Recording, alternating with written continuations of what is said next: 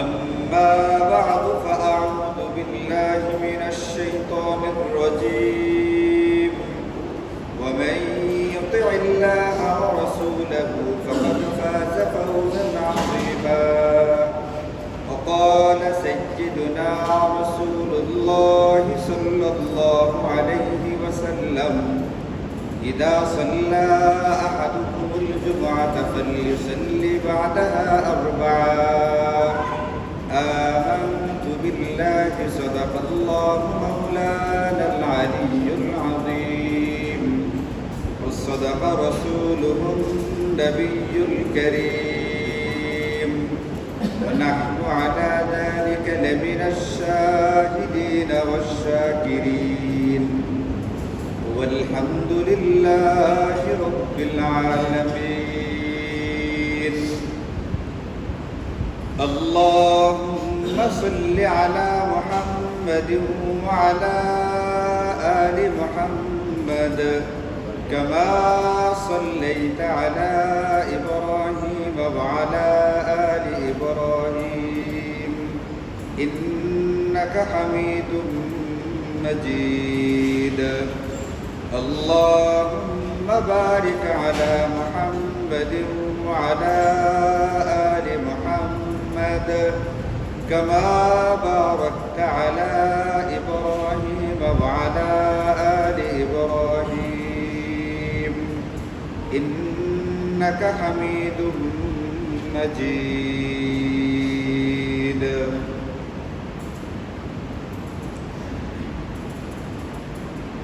বিখ্যাত সাহাবী হযরতে আবু হুরায়রা রাদিয়াল্লাহু আনহু বর্ণনা করেন, তার কাছ থেকে বর্ণিত একটি হাদিসের মধ্যে আছে, তিনি বলেন যে নবীজি সাল্লাল্লাহু আলাইহি ওয়াসাল্লাম ইরশাদ করেন, মান ইগতাসালা সুম্মা আতাল জুমআতা, যে ব্যক্তি গোসল করবে, গোসল করার পরে জুমার নামাজ আদায় করার জন্য মসজিদে আসবে। মানে বোঝা গেল শুক্রবারে জুমার নামাজ পড়তে আসার আগে গোসল করা উচিত। জুমার দিনের আমলগুলো সম্পর্কে ধারাবাহিকভাবে আমাদের এখানে 8 সপ্তাহ আলোচনা হয়েছে। খুব বেশি দিন আগে না, 1.5-2 বছর আগে মাত্র 8 সপ্তাহ ব্যাপী ধারাবাহিক আলোচনা হয়েছে যে জুমার দিন আমাদের জন্য আলাদা কোন কোন আমলগুলো দেওয়া আছে। এর ভিতরে এটাও আলোচনা হয়েছিল যে জুমার দিনের একটি বিশেষ আমল হচ্ছে গোসল করা। তো নবীজি বলেন, যে ব্যক্তি গোসল করবে, গোসল করে তারপরে জুমার নামাজ পড়ার জন্য মসজিদে আসবে, ফাসাল্লা মা কুদ্দিরা লাহু, এরপরে সে তার সাধ্য অনুযায়ী নামাজ পড়বে, হাত্তা ইয়াফরুগা মিন খুতবাতিহি, এমনকি নামাজ পড়ার পরে আনসাতা, চুপচাপ বসে থাকবে। সুন্নত পড়ার পরে চুপচাপ বসা থাকবে যতক্ষণ না খতিব সাহেব খুতবা দেওয়া থেকে অবসর হয়ে যান।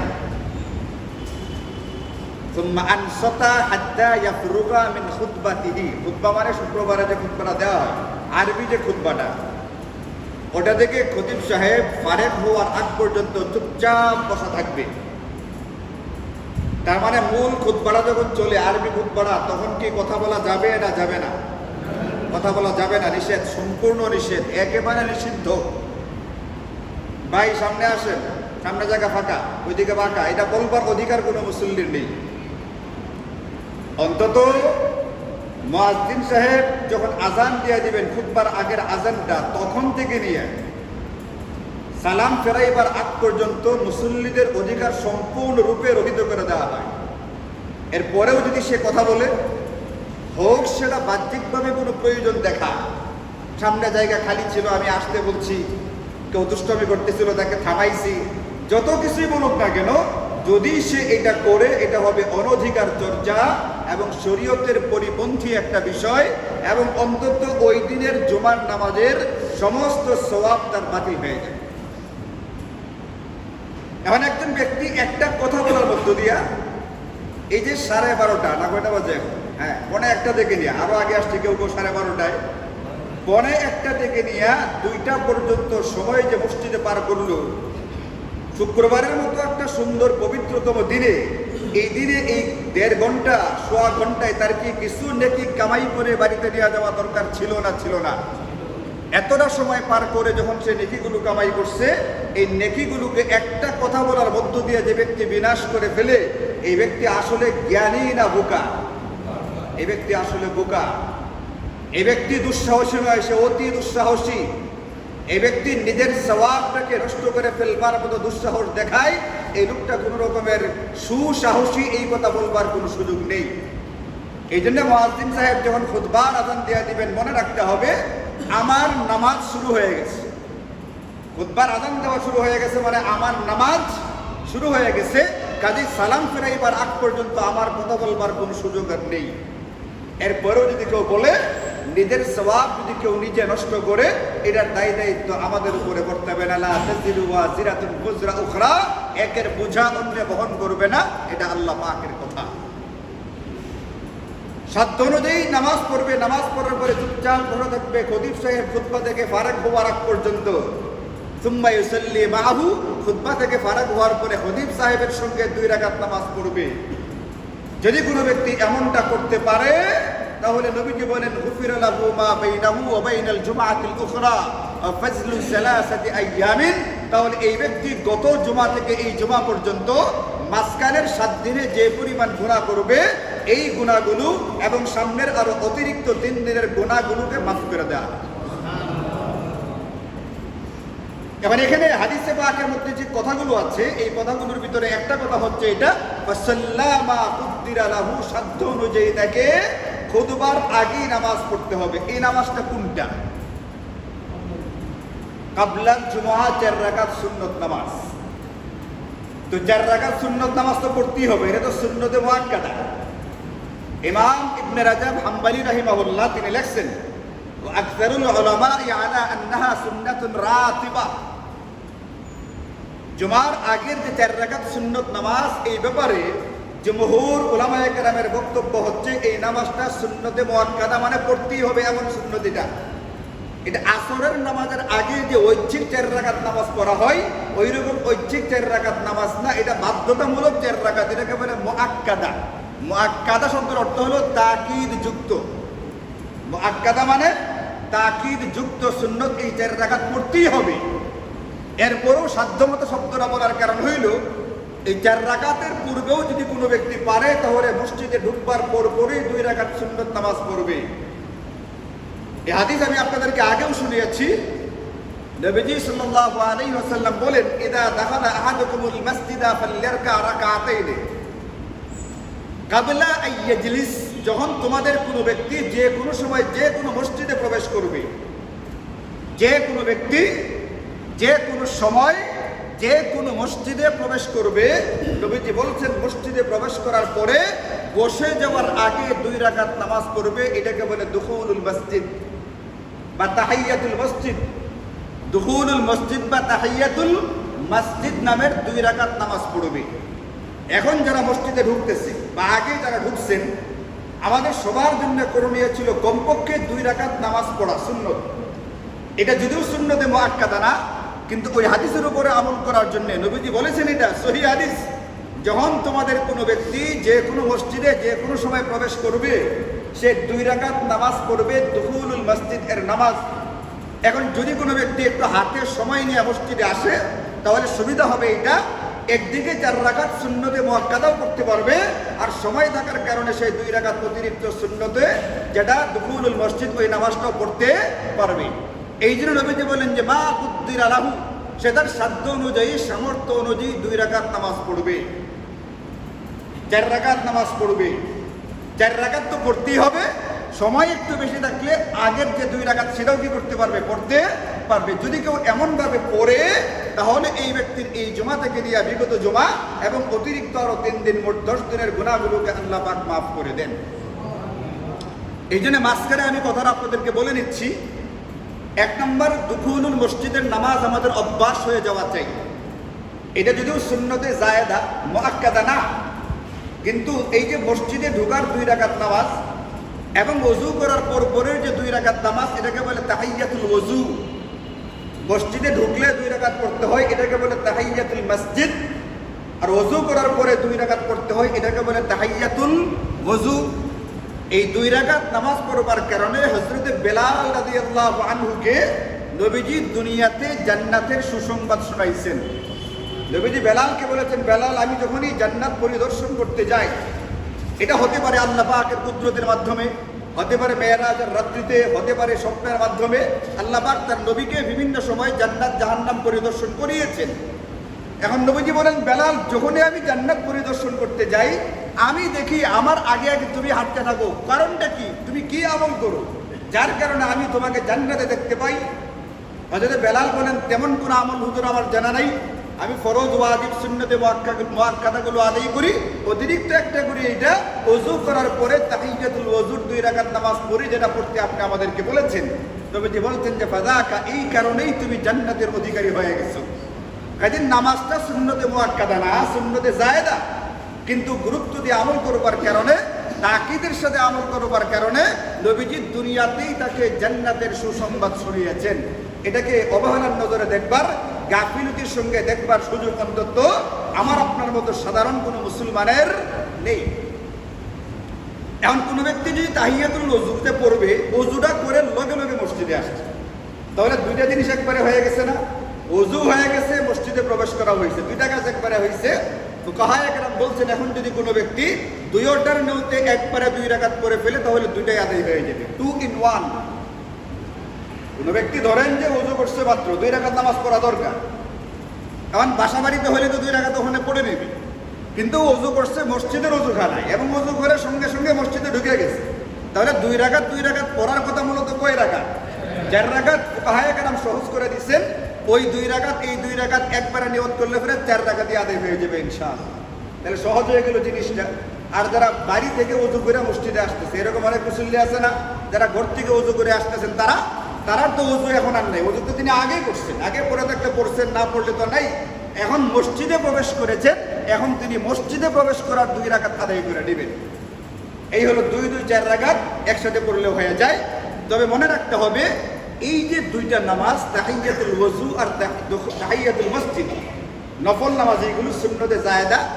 আমি বলছি যে কোনো মসজিদে যে কোনো সময় গেলে, যে কোনো সময় বলতে বৈধ সময়, আমাদের জন্য 3টা সময়ে নামাজ পড়া নিষেধ, একেবারে নিষিদ্ধ। মনে রাখবেন, 3টা সময়ে নামাজ পড়া একেবারে নিষিদ্ধ। একটা হচ্ছে সূর্য উদিত হওয়ার সময়, একটা হচ্ছে সূর্যাস্তের সময়, আর একটা হচ্ছে ঠিক দ্বিপ্রহরের সময়। এই 3টে ওয়াক্তে নামাজ পড়া নিষেধ। সুতরাং কোনো ব্যক্তি যদি এই 3 ওয়াক্তে মসজিদে প্রবেশ করে, তাহলে ওই সময় কি করবে না, এই নামাজগুলো না, তখন কোনো নামাজ পড়ারই কি নেই, সুযোগ আমাদের জন্য নেই।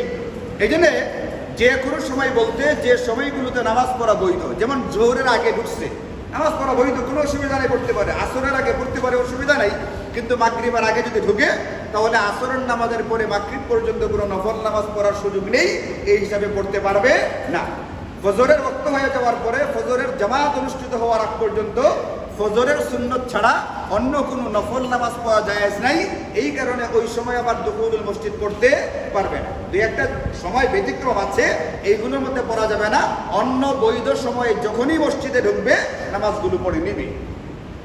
এখন আমি আলোচনা করতেছিলাম, মূলত নবীজি বলছেন যে ব্যক্তি জুমার দিন গোসল করবে, গোসল করে জুমার নামাজ পড়বার জন্য মসজিদে যাবে, মসজিদে যাওয়ার পরে সাধ্য অনুযায়ী নামাজ পড়বে।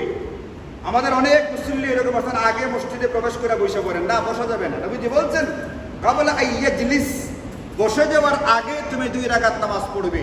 এখন বয়ান শুরু হয়ে গেছে, এই যে বয়ান চলতেছে এখন, যদি কোনো ব্যক্তি এখানে নামাজ পড়তে অসুবিধা হয়, ইচ্ছে করলে বারান্দায় পড়ে নিতে পারে।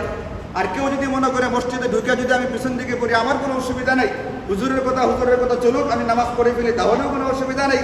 তাহলে আপনি মসজিদে ঢোকার পরে ওই যে খুতবার যে আজানটা, আজানের আগ পর্যন্ত যদি আপনি সময় পান, তাহলে 4 রাকাত সুন্নতে মুআক্কাদা তো অতি অবশ্যই পড়তে হবে। সাথে সাথে এই যে অতিরিক্ত 2 রাকাত সুন্নত নামাজ, এটাকেও গুরুত্ব দিয়ে পড়ার চেষ্টা করা চাই। কারণ 2 রাকাত নামাজ, প্রথম 2 রাকাতটা সুন্নতে জায়েদা হলেও এইগুলো এমন নামাজ নেয়, নামাজের বিনিময়ে আল্লাহ তাআলা দুনিয়াতে সাহাবাদেরকে জান্নাতের সুসংবাদ জানিয়েছেন, শুনিয়েছেন। এখন আমাদের অসুবিধা হলো এটা, আমি দেখি জুমার দিন যেখানে আজান হয়ে যাওয়ার পরে ইদা নুদিয়া লিস-সালাতি মিন ইয়াউমিল জুমআহ, আল্লাহ বলছেন জুমার দিন আজান শুরু হয়ে যাওয়ার পরে আজানের আগে যে কাজগুলো বৈধ ছিল সেই কাজগুলো মুসলমানের জন্য অবৈধ হয়ে যায়। জুমার দিন জুমার আজান হয়ে যাওয়ার পরে আজানের আগে যে কাজগুলো বৈধ ছিল সেই কাজগুলো কি হয়ে যায়? অবৈধ হয়ে যায়। তার মানে তখনকার জন্যে ওই ব্যক্তির জরুরি হচ্ছে জুমার নামাজ পড়বার জন্য মসজিদে আসতে থাকা। আগের থেকে প্রস্তুতি নিলে ভালো। যারা আরো আগে প্রস্তুতি নেয়, ওয়াক্ত হওয়ার সঙ্গে সঙ্গে মসজিদে আসে, এগুলো জুমার ধারাবাহিক আলোচনায় গেছে। মসজিদে আইসা 4 রাকাত নামাজ পড়বে। 4 রাকাত কোন নামাজ? এটা সালাতুত তাসবিহ, বিরাট ফজিলতের নামাজ, বিস্তারিত আলোচনা হয়েছে। এই নামাজ যদি পড়তে পারে, 4 রাকাত নামাজ পড়বে, বিরাট সৌভাগ্যের আমল একটা এটা। তাই আমি যদি আধা ঘন্টা পরে 1 ঘন্টা আগে মসজিদে আসে তাহলে নামাজটা পড়ে ফেলতে পারে। এখন এই যে আলোচনাগুলো গেল, নবীজি আমাদেরকে বলছেন, আল্লাহ তাআলা বলছেন যে আজান হয়ে যাওয়ার পরে জুমার নামাজের প্রস্তুতি বা জুমার নামাজের জন্য মসজিদে যাওয়া ছাড়া বাকি সমস্ত কাজগুলো নিষিদ্ধ হয়ে যায়। এরপরও আমি বহু মুসল্লিকে দেখি আজান হয়ে যাওয়ার পরেও মসজিদে আসে না। বয়ান চলতেছে, শেষ হওয়ার কথা 1টা 10-এ, বয়ান হয় 1টা 15, 17, 18, 20, 21, 22, 25 পর্যন্ত হয়ে যায়। এরপরও আসে না। অনেককে দেখি আফসোসের কথা হচ্ছে খুতবা শুরু হওয়ার পরে আসে, অনেকে একটা খুতবা হয়ে যাওয়ার পরে মসজিদে আসতেছে। এখন যদি খুতবা শুরু হয়ে যাওয়ার পরে মসজিদে আসে, তাহলে নবীজি বলছেন যে বিগত 10 দিনের গুনাহ খাতা মাফ হবে। যে নামাজের বিনিময়ে 4 রাকাত সুন্নাত নামাজ, যেটাকে বলে আমরা কাবলাল জুমা, এই নামাজের কি হবে? এই নামাজ কখন পড়বে সে? খুতবা শুরু হয়ে গেলে তো সমস্ত কার্যকলাপ বন্ধ করে ফেলতে হবে। এখন সে আসছে মসজিদে খুতবা শুরু হওয়ার পরে, যে 4 রাকাত নামাজের বিনিময়ে নবীজি বলছেন 4 রাকাত নামাজের বিনিময়ে এই ব্যক্তির বিগত 10 দিনের গুনাহ খাতা মাফ করা হবে। এই নামাজ এখন সে পড়বে না কোন সময়? এই নামাজটা কি নফল না সুন্নতে মুআক্কাদা? সুন্নতে মুআক্কাদা, তাকিদ যুক্ত নামাজ। এই নামাজ পড়তেই হবে। বিশিষ্ট সাহাবী হযরত আবু আইয়ুব আনসারী রাদিয়াল্লাহু আনহু, আপনারা তার পরিচয় জানা। একটা পরিচয় হচ্ছে এটা, যখন নবীজি হিজরত করে মক্কা থেকে মদিনায় গেলেন, সকল সাহাবায়ে কেরাম মদিনার সাহাবীদের বাড়িতে লজিং রয়ে গেলেন। যারা মক্কা থেকে গেছেন তো বাড়িঘর সব কিছু ছাইড়া চলে গেছেন, নবীজিও বাড়িঘর ছাইড়া গেছেন। নবীজির এক জায়গায় থাকতে হবে, খেতে হবে। আপনারা কি জানেন নবীজি মদিনায় যাওয়ার পরে সর্বপ্রথম কার বাড়িতে উঠেছিলেন এবং কার বাড়িতে খাওয়া দাওয়া করতেন? হযরত আবু আইয়ুব আনসারী রাদিয়াল্লাহু আনহু।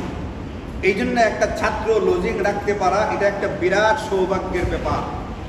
একটা ছেলে যদি কারো বাড়িতে লজিং থাকে, এই ছেলেটা তার বাড়িতে খাওয়া দাওয়া করে, আলাদা কোনো ফিকির করতে হয় না। বাড়ির মানুষগুলোর জন্য যে রান্না বান্নাটা হয়, এটার ভিতরে আল্লাহ পাক একজন মানুষের খাবার কুদরতিভাবে রেখে দিয়েছেন।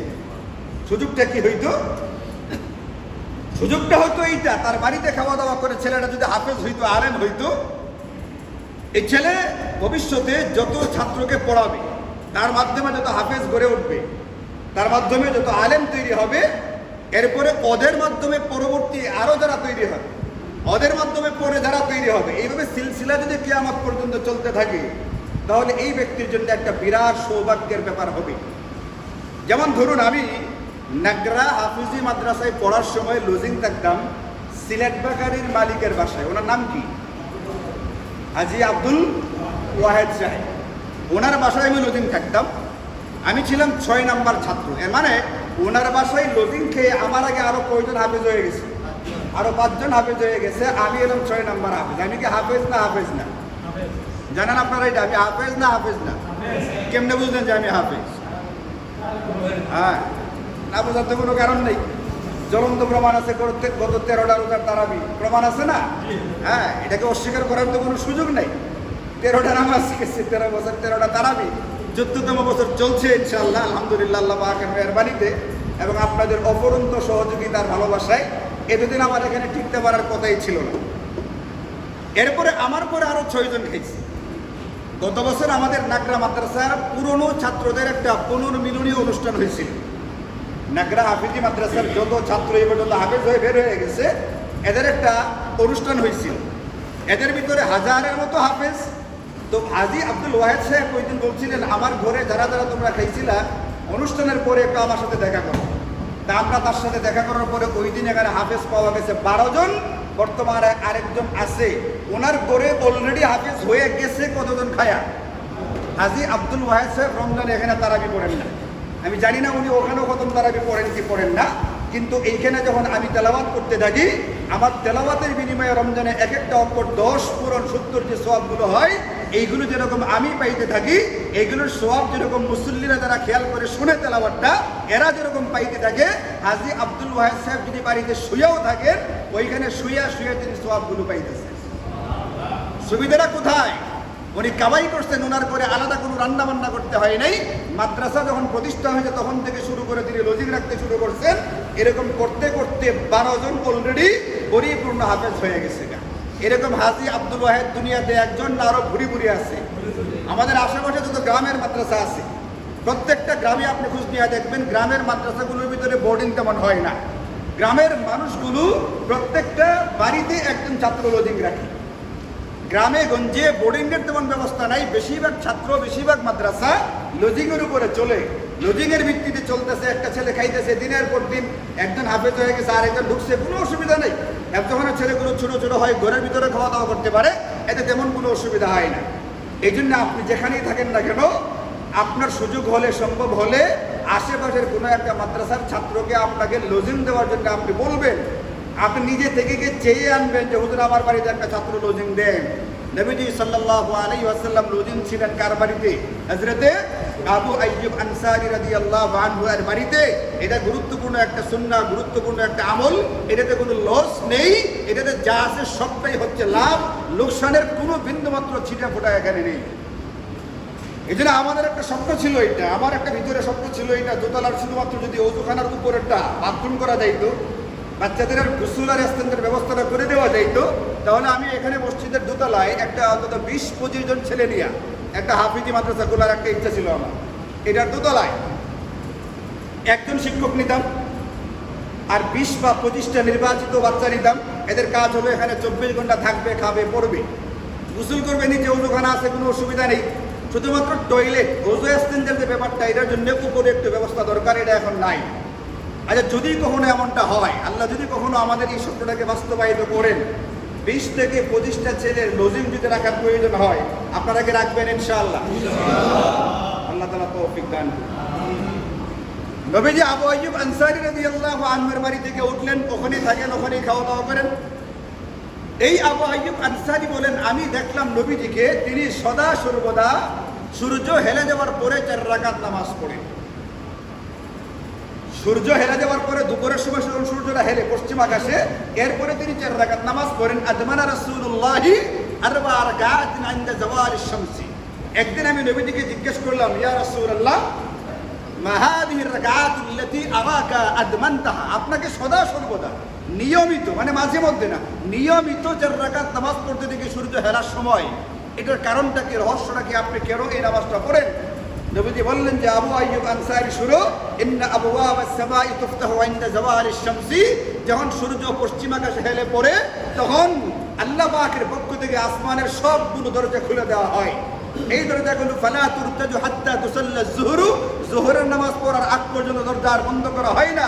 ফা উহিব্বু আন ইয়াসআদা লি ফিহা খায়র, আমি চাই ওই মুহূর্তে যখন নাকি আসমানের দরজাগুলো খোলা থাকে, আমার পক্ষ থেকে কোনো নেকির আমল আসমানের দরজা দিয়ে উপরে উঠে যায়। এই জন্য সূর্য হেলে যাওয়ার পরে যোহরের নামাজের জামাতের আগ পর্যন্ত এর ভিতরে আমি 4 রাকাত নামাজ পড়ি। এখন বলেন, শুক্রবারটাও কি এই দিনগুলোর ভিতরে আছে না নাই? হাদিসের মধ্যে কি এটা আছে? শুক্রবারের দরজা একবারে তালা মারা।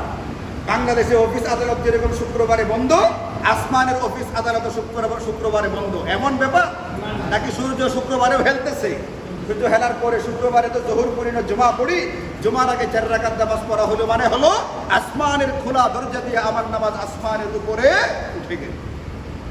এখন খুতবা শুরু হইলে পরে মসজিদে আসবেন, খুতবা শুরু হইলে মসজিদে আসবেন না আগেই আসতে হবে? আগেই আসতে হবে। হ্যাঁ, খুতবা শুরু হওয়ার আগে যদি আপনি বাড়িতে পড়ে ফেলেন, ওটা ভিন্ন জিনিস। কেউ কেউ বাড়িতেও সুন্নত পড়তে পারে, বাড়িতে পড়ার জন্য উৎসাহিত করা আছে। আমরা তো সবার খবর জানি না, যারা বাড়িতে পড়তেছে আলহামদুলিল্লাহ, আর যারা সুন্নতটা মসজিদে এসে পড়েন, তাদের অতি অবশ্যই একটু আগে ভাগে সময় নিয়ে তারপরে মসজিদে আসা উচিত, যাতে করে 4 রাকাত তো সুন্নতে মুআক্কাদা অতি অবশ্যই আদায় করা যায় এবং অতিরিক্ত 2 রাকাত দুখুলুল মসজিদের নামাজটাও আদায় করে ফেলা যায়। এবং হযরতে আবু হুরায়রা রাদিয়াল্লাহু আনহু থেকে যে হাদিসটা বর্ণনা করলাম, এটা শুধু আবু হুরায়রার একের হাদিস না, হযরতে আবু আইয়ুব আনসারীর একের হাদিস না, এরকম আরো ভুরি ভুরি হাদিস হয়ে গেছে। হযরত আলী বলেন, নবীজি জুমার আগে 4 রাকাত পড়তেন, জুমার পরেও 4 রাকাত পড়তেন। প্রখ্যাত তাবিঈ, প্রখ্যাত মুহাদ্দিস, অনেক বড় আলেম, অনেক বড় ইমাম হযরত ইব্রাহিম নাখাই তাবিঈ, তিনি বলেন, আমি সাহাবীদেরকে দেখেছি কানু ইউহিব্বুনা আন ইউসাল্লু ক্বাবলা আল জুমআতি আরবাআন।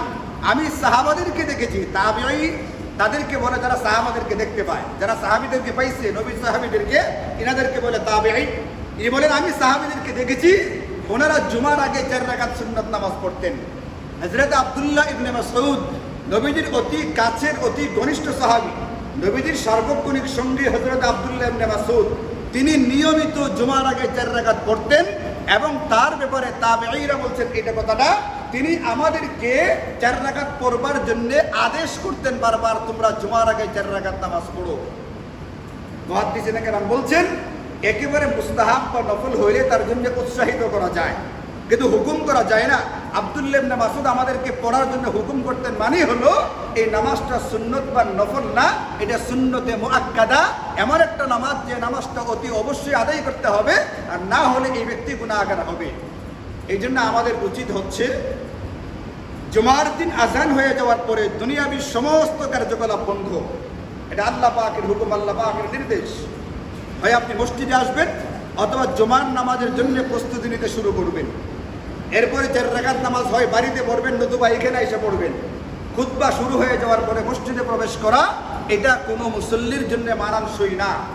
খুতবা শুরু হওয়ার পরে মসজিদে আসার মানেই হলো এই ব্যক্তি আজানের পর থেকে এতক্ষণ পর্যন্ত সময় কোথায় ছিল, কি করেছিল, যাই করুক না কেন, যদি বাড়িতে বসে বসে তেলাওয়াতও করে এরপরে ব্যক্তিরা গুনাহগারের ভিতরে ছিল, এই ব্যক্তিটার আমল নামে কোনো নেকি নেই। কারণ আগের বৈধগুলো আজানের পরে কি হয়ে যায়, বৈধ হয়ে যায়, অবৈধ হয়ে যায়। আগের বৈধগুলো জুমার আজানের পরে অবৈধ হয়ে যায়। এখন এই ব্যক্তির জন্য একমাত্র করণীয় হচ্ছে জুমার জন্য মসজিদে আসতে থাকা। আজানের পরে সব বন্ধ, এখন সে জুমার প্রস্তুতি নিবে।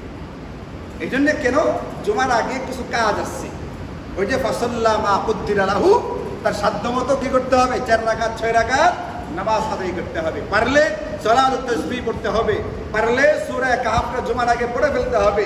অনেক ফজিলতের আমল, শুক্রবারের আমল এইগুলো। পারলে 1000 বার দুরূদ শরীফ পড়তে হবে শুক্রবারে, এটা শুক্রবারের এই আমল। নবীজি যে বলছেন ওয়াক্ত হওয়ার সঙ্গে সঙ্গে মসজিদে আসো, এটা এমনি এমনি বলেন নাই, কারণ এখানে আমাকে অনেকগুলো বিষয় দেওয়া আছে।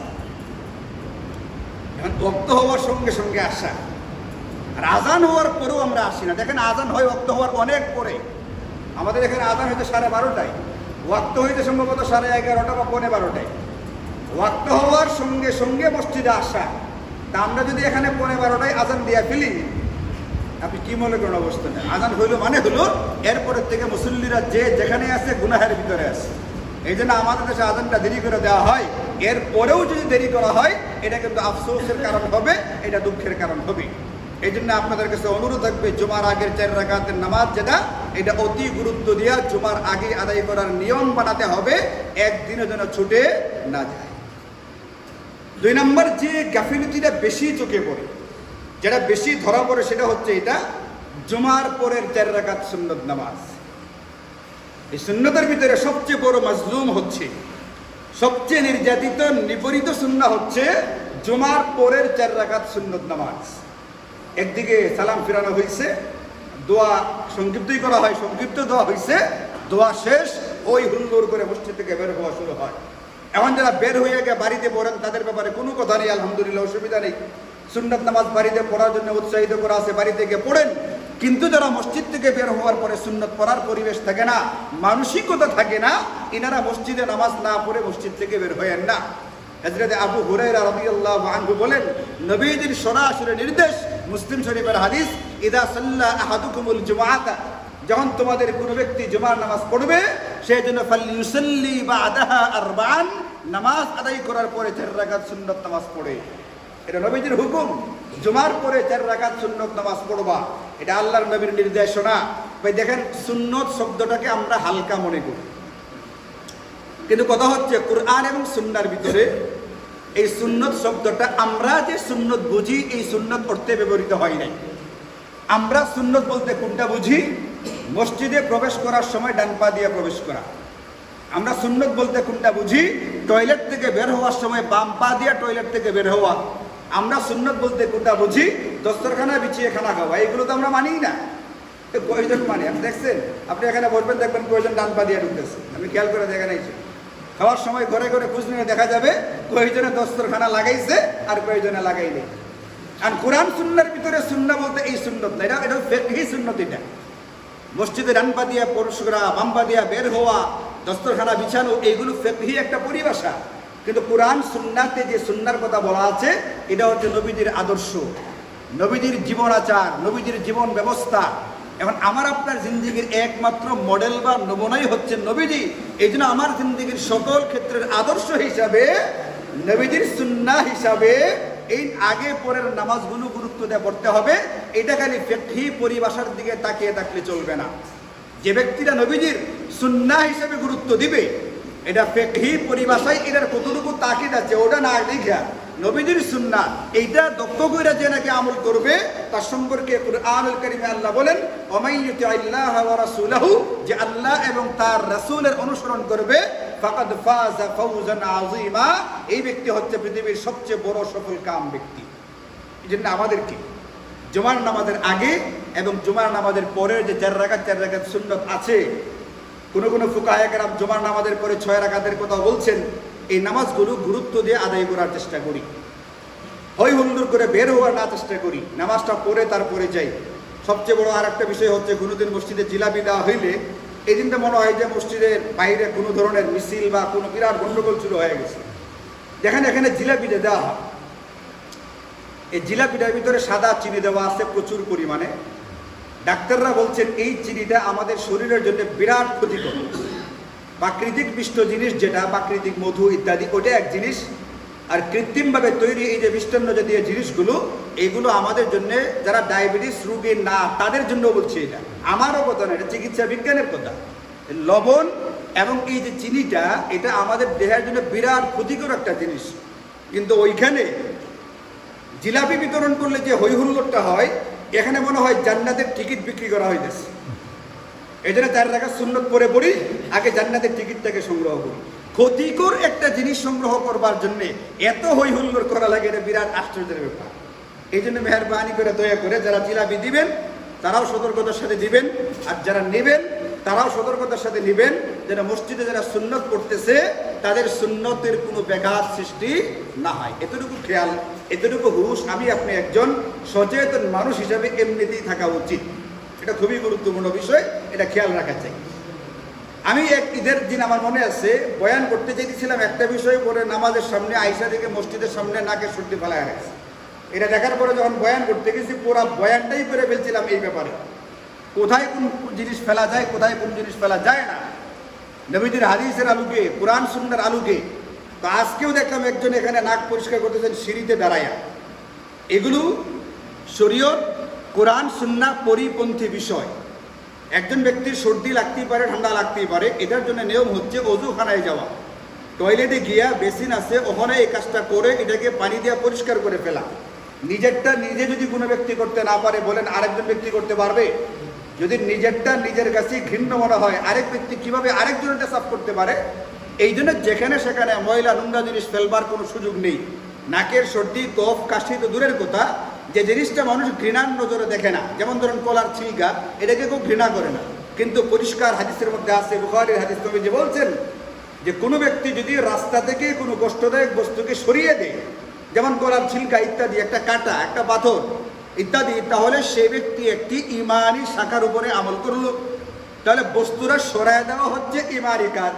আর কোনো ব্যক্তি যদি কষ্টদায়ক কোনো ব্যক্তি রাস্তায় ফেলে দেয়, পথে ঘাটে ফেলে দেয়, তাহলে এই কাজটা হবে একটা কুফরি কাজ। এই কাজের জন্য তাকে কাফের ফতোয়া দেওয়া হবে না। কোনো ব্যক্তি রাস্তায় যদি একটা ময়লা ফেলে, তাকে কি ফতোয়া দেওয়া যাবে না? কাফের। যেমন ধরুন কোনো একজন হিন্দু রাস্তায় দেখলো একটা কলার ছিলকা পড়ে আছে, কলার ছিলকাটাকে উঠায় সরাই দিছে, কাজ তো করছে ইমানি, সে কি মুসলমান হয়ে গেছে গা? ইমানি শাখার উপরে আমল করার দ্বারা যেরকম মুসলমান হয়ে গেছে না, কুফুরি একটা শাখার উপরে আমল করার কারণে এই ব্যক্তিটাকে কাফের ফতোয়া দেওয়া যাবে না। কিন্তু কাজটা কিন্তু কি কাজ করলো? একটা কুফুরি কাজ করলো। এই জন্য এই ব্যাপারে আপনার সাবধান থাকি, সতর্ক থাকার চেষ্টা করি। এটা শুধু মসজিদের বেলায় না, শুধু আমাকে দেখে আড়াই যাবেন, দূরে চলে যাবেন, এটাও না। এটা সদা সর্বদার জন্য আমাদের কর্তব্য, করণীয় হচ্ছে। এই জন্য হাদিসে পাকের মধ্যে নবীজি শিখাইছেন, তোমাদের যদি কারো হাঁচি আসে তাহলে তুমি যখন কাপড় দিয়ে ধরবে, হাত দিয়ে চেপে ধরার চেষ্টা করবে। যদি কোনো কাছাকাছি কাপড় থেকে কাপড় দিয়ে চেপে ধরার চেষ্টা করবে, এগুলো অন্যদের জন্য ঘৃণার কারণ হয়ে দাঁড়ায়। আরে করোনা ভাইরাসের কারণে ডাক্তাররা বলছে তো ওই দিন মাত্র আমাদেরকে 3 বছর আগে হাঁচি দিলে, কাশি দিলে কাপড় ধরুন, মাস্ক পরুন, ইত্যাদি ইত্যাদি।